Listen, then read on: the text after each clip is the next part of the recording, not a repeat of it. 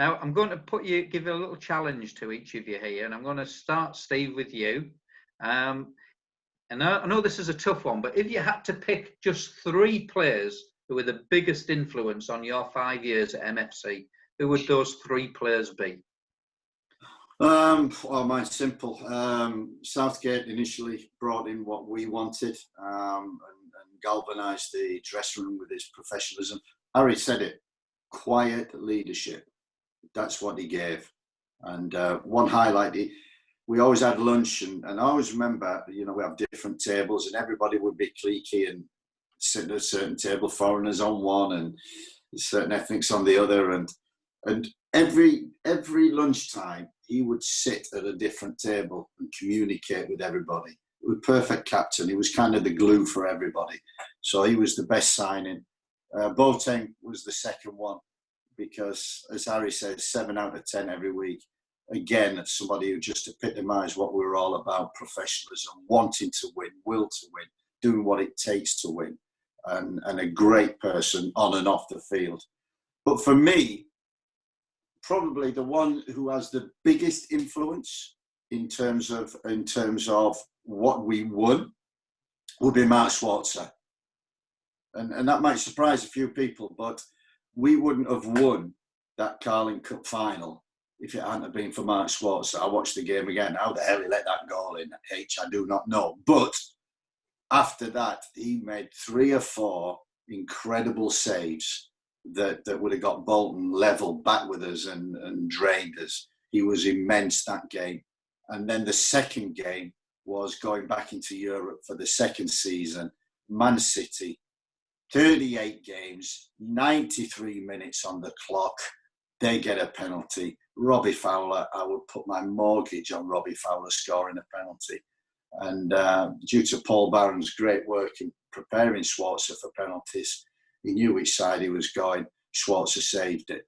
So he had a great hand in us winning the cup, getting us into Europe, and a great hand, literally, in terms of getting into Europe for the second season. We all remember that. We all remember that save, Steve. And as the late great Alistair Brownlee said, it made him the greatest Australian hero since Ned Kelly. I just heard that this morning when I looked through it. Until Sports then pointed out he was a gangster. What a legend he was, eh? What a legend he was. Some commentaries on all of them were fantastic, unique. Yeah, God bless him. Yeah, he gave us the soundtrack to that era, did Alistair, and we all miss him. Harry, what about yourself? Pick 3 if you can.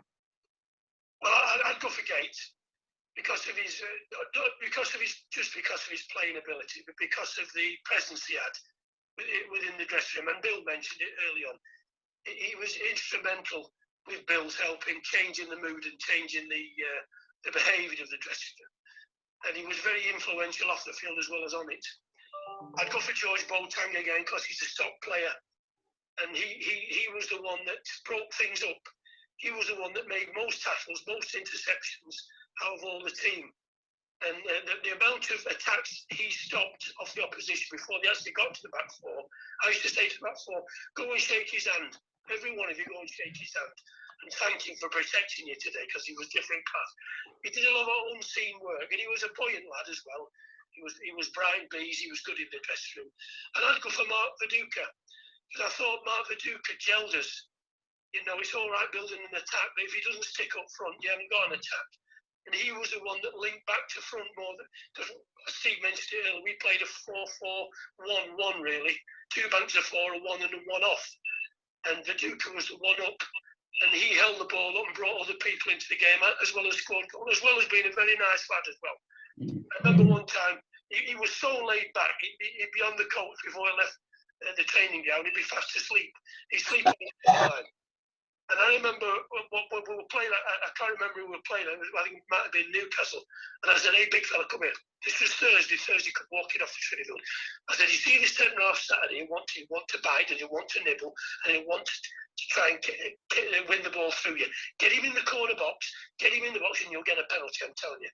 He went, oh, okay, hey, thanks ever so much for that. Yeah, that's great. He went, Harry, by the way, yes, big man. Who were playing Saturday?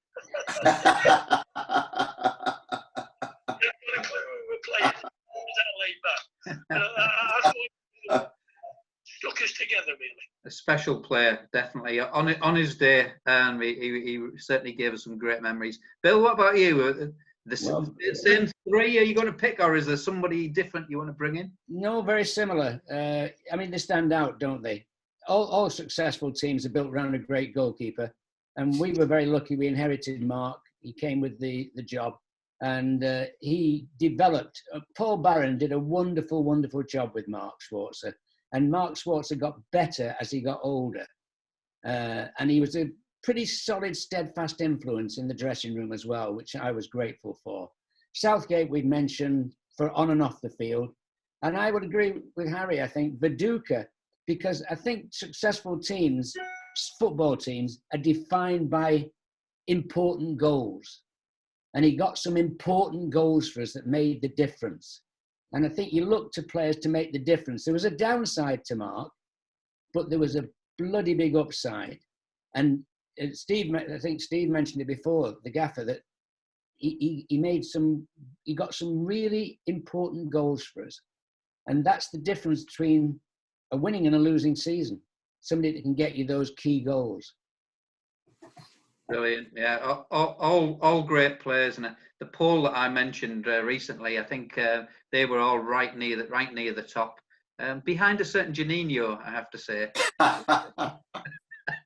But the others were right up there, along with Stuart Downing as well. That Stuart, it was also, especially that. I think Harry, you once described the Stour Bucharest game as the Downing semi-final. Yes. Well, he created so many opportunities. A lot of people say to me, "Yeah, he didn't play that well today. He was quiet." I said, "Tell me how many chances he created." And he'd always create at least two chances per game with his crossing. And it's a dying thing now. He had an art of crossing the ball. He could hit it low, he could bend it away, he could float it back stick, he could cut it back. He had all the armoury in his left foot. Yeah. And the fact that the stop players looked after him, he developed, and the gaffer brought him on nicely, didn't rush him in too quick, but he soon established himself as a regular, and he should go down in Boro's history, because he was a very, very. I've been very fortunate to work with many great left wingers, and he ranks there as one of the best. Definitely, we agree with that one. Now, one last question, because the fans wouldn't forgive us if I didn't ask you for your opinion about a certain man that's behind this football club and has been behind this football club for many, many years now, Steve Gibson, the chairman. But for many, he does remain something of an enigma, because he doesn't do interviews very often, and he's not like some chairman wanting any of the limelight. So what's he really like?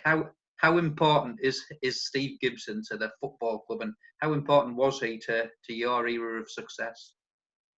He is Mr. Middlesbrough. He's kept that football club going for many, many years. And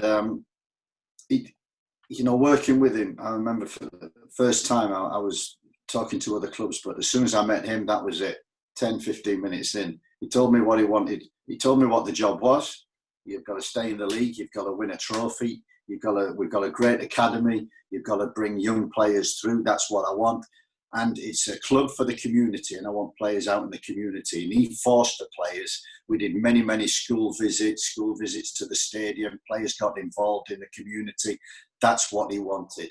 He was very, very ambitious for the football club. Very, very determined, like a Rottweiler at times in terms of what he wanted and how he wanted it done. And he was a real, what I would say all owners are, the real fans, but he had great knowledge of the game. He knew a player. So if ever I pulled, he knew a player. He knew it. And he could. And the key thing for me, win, lose or draw, always up for a beer in the boardroom with him, a nice beer. And he always didn't do well. He didn't do well, and he always very, very knowledgeable. Whereas majority of owners, you can't have a tactical conversation about football with him. You could, but the key thing was that, as we were talking about before, about releasing money and getting players, you had to fight tooth and nail for everything, and he would come in and out.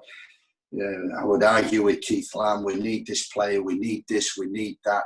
And then all of a sudden the chairman came in, and I remember Bill and Harry saying, you're in trouble now, the chairman's in, steaming into the office, sat at the boardroom table right opposite, and for about 20 minutes just went on and on. You can't have this, you can't have that, you can't have this, we've got no money, there's no money left, we're going to be bankrupt, we're going to be doing this.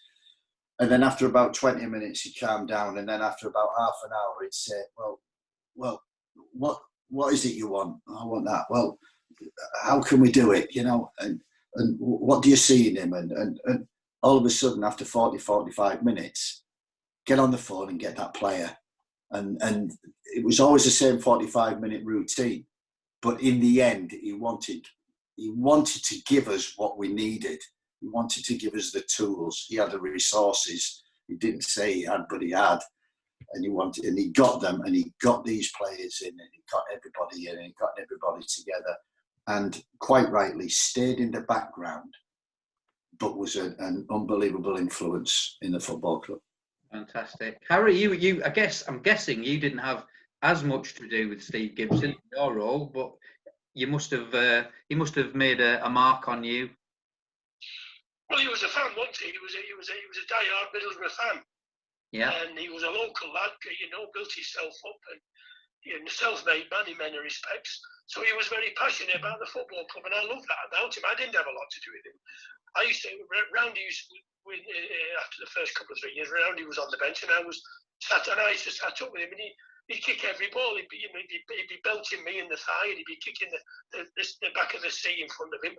And he was a fan, but he loved the club. I remember after the first 4 games in our first season, when we lost the first 4 games, we got beat well by Arsenal. We conceded 13. Now I took great pride in defending coach. This is good. This is a challenge here. And we got a message. The chairman wants to see you in the boardroom after the Arsenal game.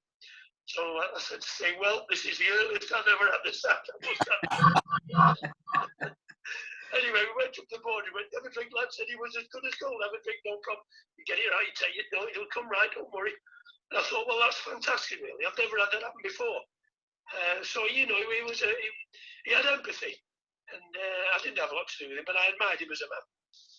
Bill, I mean, I guess at that early stage, I remember there was rumours that you were all going to get the sack after 4 games, and but people that were writing that clearly didn't know Steve Gibson. No, I think I mentioned once or twice that you look at the 5 years at Boro, I often think about it. It was a great time of my life. I loved working with the staff, and it was, we still got a house up there. It's a lovely place. And I've mentioned that we defined by moments, and the moment Harry's just mentioned was a clear defining moment for us. We'd lost 4 games, the last one 4-0. After the game we sent up, we walked up to the boardroom. Harry put his arm around me and said, Bill, have you ever been sacked before? I said, no, Harry. I said, the job before this, I was principal of a college. He said, well, you're going to get a new experience.